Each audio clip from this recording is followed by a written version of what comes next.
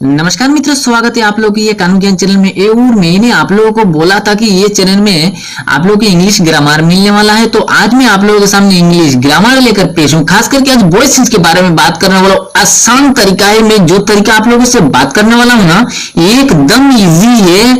आप लोग ध्यान से देखेंगे तो आसानी से आप लोगों को दिमाग में आ जाएगा। तो चलिए। हाँ, तो मेरे प्रिय दोस्तों, यहाँ पर देखिए सबसे पहले वॉइस लिखा हुआ है। आसान तरीका है। आप लोगों को मैं बार बार कहता हूँ, एक समझ लेंगे तो हजारों उदाहरण चुटकी भर में आप लोग लिख पाएंगे। तो एक अच्छी तरह से समझने की कोशिश करिए।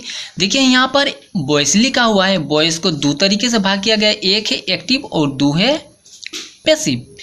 यानी एक्टिव में देकर देगा तो मुझे करना है पैसिव में, और पैसिव में देकर देगा तो मुझे करना है एक्टिव में।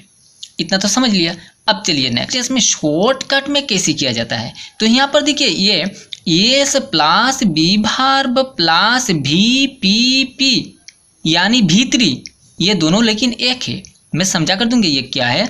उसके बाद बाई प्लस ओ, ये देखिए सब्जेक्ट है, ये बी वर्ब है और ये वर्ब का पास्ट पार्टिसिपल रहती है, वही है। इसके बाद बाई, उसके बाद ऑब्जेक्ट। अब चलिए एक उदाहरण नहीं लेने से आप लोगों को दिमाग में जल्दी नहीं सेट होगा। उसके बाद चलिए एक उदाहरण लेते हैं। अच्छी तरह से देखने की कोशिश करिए। एक सीख लेंगे तो हजारों उदाहरण चुटकी भर में आ जाएगा। तो चलिए, दी कैट किल्ड ए रेट। यहाँ तक तो एक उदाहरण लिया हूँ ये, लेकिन ये दोस्तों एक्टिव में अब मुझे करना है पैसिव में। ठीक है। अब चलिए यहाँ पर देखते हैं, ए रेट जो ऑब्जेक्ट है ये मुझे लेना पड़ेगा सब्जेक्ट के रूप में, यानी ए रेट। उसके बाद अब बी वर्ब लिखना पड़ेगा। ठीक है। अब बी वर्ब मुझे लिखना पड़ेगा, ये कौन सी टेंस में है ये मुझे पता लगाकर। तो यहाँ पर देखिए किल्ड जो है ये किल्ड लेकिन पास्ट में है। तो पास्ट में अगर होगा तो मुझे लिखना पड़ेगा वाज। उसके बाद जो वर्ब होती है वो वर्ब का पास्ट पार्टिसिपल लिखना मुझे पड़ेगा। तो यहाँ पर किल्ड, KILLED, किल्ड। देखिए मैं धीरे धीरे समझाने की कोशिश करूँ, आप लोग अच्छी तरह से समझने की कोशिश करिए। उसके बाद बाई, उसके बाद ऑब्जेक्ट यानी दी कैट।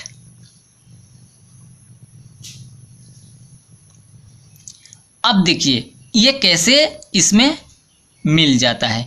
यहाँ पर देखिए ए रेट सब्जेक्ट, उसके बाद बी वर्ब, उसके बाद वर्ब का पास्ट पार्टिसिपल यानी V3,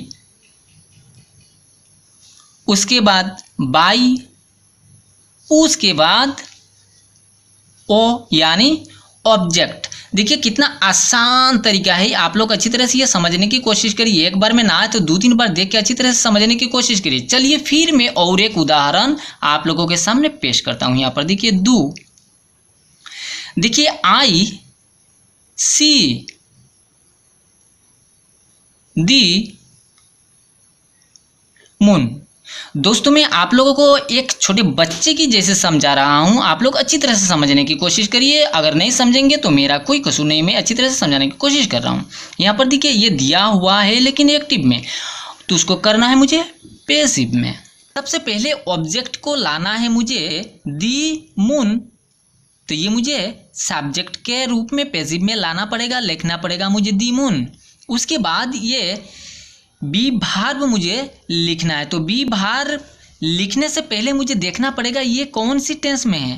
तो ये प्रेजेंट में है, तो उसकी ये प्रेजेंट में है तो मुझे लिखना पड़ेगा द मून के साथ इज, द मून इज। उसके बाद जो वर्ब है ये वर्ब की पास्ट पार्टिसिपल यानी V3 में लिखना पड़ेगा, सी से होगा सिन। ये जो बाई है बाई लिखना पड़ेगा।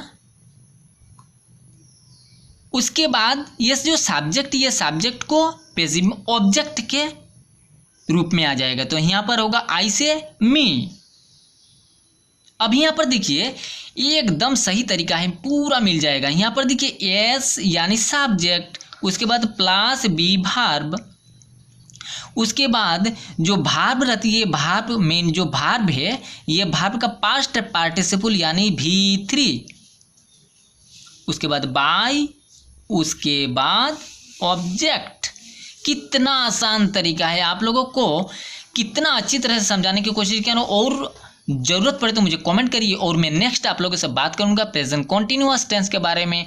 अगले दिन बात करूंगा प्रेजेंट परफेक्ट टेंस के बारे में, और ऐसे बढ़ बढ़ के जाएगा past indefinite, past continuous, past perfect, future indefinite tense. ऐसा ही एक एक कर समझाते ही रहूँगा, आप लोग अच्छी तरह से समझने की कोशिश करिए। और चैनल में नए हैं तो सब्सक्राइब करिए, वीडियो अच्छा लगे तो लाइक करिए, दोस्तों शेयर करिए। चलिए आज के लिए इतना ही, आप लोगों को